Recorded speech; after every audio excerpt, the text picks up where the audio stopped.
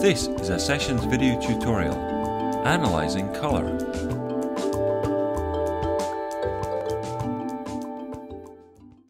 Let's analyze the color relationships used to create an illusion of light, as well as light's effect on color, using an image of a real object.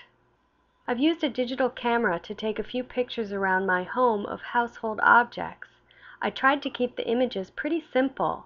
For example, I've put a coffee cup on a desk. I'm going to choose the image with a strong value contrast between light and dark and clear color relationships. So I think I'm going to choose this one of the salt and pepper shaker. Here the image is open in Photoshop, so first I'll choose a background color. I used a neutral blue. I'll make a new layer and add only that color there. Then I turn the eyeball off of that layer so I can look at the light areas. Then I create another new layer, and using my original image as a guide, I begin to add abstract shapes of color only in the areas that are in direct light. Look for the hue. What color is it? What's the value? It's a bit lighter than a pure blue. What's its saturation? Well, the color of the shakers are actually a very light pink, and the other one is a white with tinges of yellow. I work with whole abstract shapes and reproduce the general shape of the original as accurately as I can. I add large abstract shapes and even the smallest of shapes. I use a variety of tools to fill in the shapes. Here I'm going to try the magic wand tool to fill in large areas of like color. I'll set the tolerance to about 12.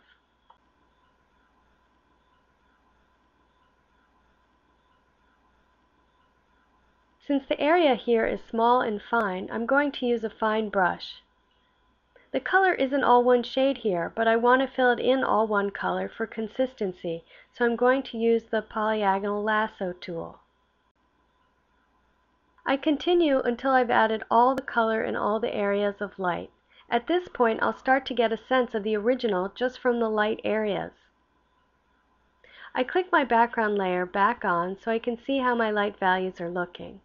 After I have made all the shapes of light, I begin to draw and fill in the colors for the darks. Remember to keep these shapes simple.